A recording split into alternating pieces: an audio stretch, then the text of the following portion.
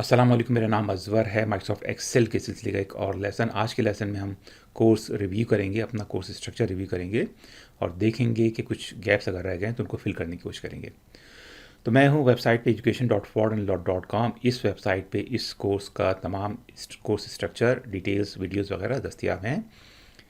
ये work in progress है, लेकिन होपफुली 30 जून 2024 से पहले पहले ये कंप्लीट हो जाएगा, हर चीज़ दस्तियाब होगी। क्लिक करता हूँ मैं कोर्सेज़ के लिंक पर और एक सब मेन्यू है जिसमें MS एक्सेल के लिंक को क्लिक कर लेते हैं। एक्सेल का पेज ओपन हो जाएगा। यहाँ पे course outline week by week मौजूद है, वीडियोस मौजूद हैं, असाइनमेंट्स पहले वीक के लिए असाइनमेंट मौजूद है, लेकिन मज़ीद असाइनमेंट्स आ जाएंगे। और अगर आप इस हिस्से को पढ़ लें तो आपको अंदाज़ा हो जाएगा कि इसमें दाखिला कैसे लेना है, एडमिशन कैसे लेना है और ये काम कैसे करेगा। ठीक, तो वीक 1 में हमने ये टॉपिक्स सीखे थे इस वीडियो के थ्रू, और उसके बाद वीक 2 में ये टॉपिक्स हमने कवर किए थे इस वीडियो में। लेकिन आप देखें कि basic formatting, fonts, borders, fill, colours वगैरह हमने कवर नहीं किए थे। तो आज के लेसन में इस टॉपिक को कवर कर लेते हैं। तो ये लेसन होगा, वीडियो नंबर 2.1 होगा, ऑल दो कि वीडियो नंबर 17 और 17.1 भी तैयार हो चुके हैं, लेकिन ये एक फिल इन है, ये एक जो गैप रह गया उसको फिल करने की कोशिश कर रहे हैं। शुरू करते हैं अपना लेसन। एक्सेल की एक ब्लैंक वर्कशीट मेरे सामने है जिसको मैंने नाम दिया लेसन 2.1 का। मैं जाता हूँ सेल A1 पे, ये नेम बॉक्स है जहाँ पे सेल का एड्रेस मुझे नज़र आ रहा है और बड़ा फेमिलियर सा इंटरफेस है एक्सेल का। ये रिबन हमारे सामने मौजूद है, कुछ टैब्स मौजूद हैं। अगर मैं डिफरेंट टैब को सेलेक्ट करूँ तो रिबन चेंज हो जाता है। ड्रॉ पे ये रिबन है, पेज लेआउट पे ये वाला रिबन है। हम जाते हैं होम टैब पर और होम टैब में कुछ टूल्स आपको दिए गए हैं रिबन में, और ये टूल्स डिवाइडेड हैं ग्रुप्स में। तो एक क्लिपबोर्ड का एक ग्रुप है जिसमें सिमिलर से टूल्स हैं, एक फॉन्ट्स का एक ग्रुप है जिसमें सिमिलर से टूल्स हैं। कुछ टूल्स जो आपको यहाँ पे दस्तियाब नहीं हैं वो यहाँ पे अगर आप क्लिक करेंगे तो दस्तियाब हो जाएंगे, फॉर एग्जांपल स्ट्राइक थ्रू और सुपर स्क्रिप्ट एक्सेट्रा। और इसके अलावा अलाइनमेंट का एक ग्रुप है, नंबर्स का एक ग्रुप है, स्टाइल्स का एक ग्रुप है। स्टाइल्स भी देखेंगे इसमें आज के लेसन में। तो मैं यहाँ क्लिक करता हूँ और ये सबसे पहली चीज़ फ़ॉन्ट के ग्रुप में है, फ़ॉन्ट। लेकिन इससे पहले मुझे इस स्क्रीन का साइज़ थोड़ा सा छोटा लग रहा है, तो मैं कंट्रोल ऑल्ट दबा के और प्लस का साइन दबा रहा हूँ। तो आप देखेंगे कि मैं जूम इन हो रहा हूँ। कंट्रोल ऑल्ट दबा के अगर मैं माइनस दबाऊँ तो जूम आउट हो जाऊँगा, और प्लस दबा के जूम इन कर रहे हैं। हालांकि मुझे पर्सनली पसंद है कंट्रोल दबा के मिडिल माउस बटन को स्क्रॉल करना, स्क्रॉल अप और स्क्रॉल डाउन, तो ये जूम इन और जूम आउट होते हैं आप। लेकिन कुछ लोगों को कीबोर्ड शॉर्टकट्स पसंद होते हैं तो उनके लिए कंट्रोल ऑल्ट प्लस से जूम इन और कंट्रोल ऑल्ट माइनस से जूम आउट। तो सबसे पहली चीज़ जो आप चेंज कर सकते हैं इस ग्रुप में वो है फ़ॉन्ट। अगर मैं यहाँ पे कुछ लिख दूँ, अज़वर आलम फॉर एग्ज़ाम्पल अपना नाम, तो आप देखेंगे कि ये वाला फ़ॉन्ट इस्तेमाल हो रहा है। अगर मैं यहाँ पे क्लिक करूँ ड्रॉप डाउन पे और मैं इसको सेलेक्ट कर लेते हैं सेल को और यहाँ पे क्लिक करते हैं, उसके आप देखें कि आप फ़ॉन्ट बैकग्राउंड में चेंज हो रहा है। तो एरियल कर दूँ तो मैं ये फ़ॉन्ट आ जाएगा, और वापस मैं दोबारा जाके यहाँ पे बहरहाल राउंड इस्तेमाल कर लेता हूँ जो कि हम यूज़ करते आ रहे हैं इस सीरीज़ के लिए। फ़ॉन्ट का साइज़ आप यहाँ से बढ़ा सकते हैं और इसके बाद आप यहाँ से बोल्ड भी कर सकते हैं, आइटैलिक्स कर सकते हैं, अंडरलाइन कर सकते हैं, और यहाँ पे एक एरो दिया हुआ है, इसको क्लिक करूँ मैं तो डबल अंडरलाइन भी कर सकते हैं। ठीक है, तो डबल अंडरलाइन है। तो बोल्ड को ख़त्म कर देते हैं, आइटैलिक्स को ख़त्म कर देते हैं, इसको भी ख़त्म कर देते हैं। फ़ॉन्ट का साइज़ आप यहाँ से भी बढ़ा सकते हैं, यहाँ से कम कर सकते हैं, और यहाँ से सेल का जो फिल कलर है वो चेंज कर सकते हैं। फॉर एग्ज़ाम्पल येलो या ग्रीन या ब्लू या कोई दूसरा कलर आप चेंज कर सकते हैं बैकग्राउंड सेल का। और यहाँ से फ़ॉन्ट का कलर आप चेंज कर सकते हैं। तो फ़ॉन्ट कलर वाइट हो गया। कोई दूसरा अगर आप कलर चाहें, हालांकि इस पर सही सिर्फ वाइट ही लगेगा तो वो ज़्यादा सही रहेगा। किसी भी दूसरे सेल पे मैं क्लिक करता हूँ और फॉर्मेट पेंटर पे जाके यहाँ पे क्लिक कर देता हूँ और दोबारा से सारी हमारे डिफ़ॉल्ट फॉन्ट्स वापस आ गए, डिफ़ॉल्ट स्टाइल वापस आ गया है।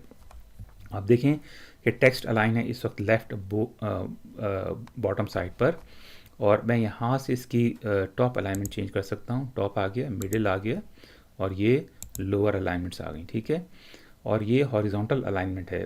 फॉर एग्जांपल इस वक्त लेफ़्ट अलाइनमेंट है, अगर मैं मिडिल अलाइन करूँ तो ये मिडिल में आ जाएगा और यहाँ पे ये राइट अलाइन हो जाएगा।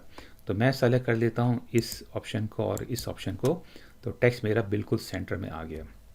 इसके बाद आप टेक्स्ट की ओरिएंटेशन चेंज कर सकते हैं। फॉर एग्जांपल एंगल है और ये एंगल क्लॉकवाइज है, वर्टिकल टेक्स्ट है, और उसके बाद है रोटेट टेक्स्ट अप और रोटेट टेक्स्ट डाउन वगैरह हैं, और उसके बाद आपके कुछ टैब्स वगैरह हैं जिनको आप इस्तेमाल कर सकते हैं।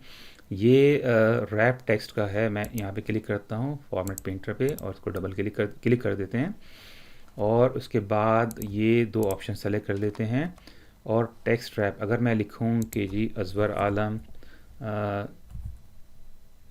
कुछ भी लिख देते हैं इसमें, ठीक है। तो अगर मैं यहाँ पे वापस किसी दूसरे सेल पे क्लिक करूँ तो आप देखेंगे कि टेक्स्ट फ्लो हो रहा है दूसरे सेल्स में। तो मैं यहाँ क्लिक करके अगर रैप कर दूँ इसको, तो टेक्स्ट रैप होके फिट हो जाएगा उसी सेल में। तो अजवर आलम दोबारा से लिख देते हैं, और उसके बाद देख लेते हैं क्या ऑप्शंस हमारे पास मौजूद हैं।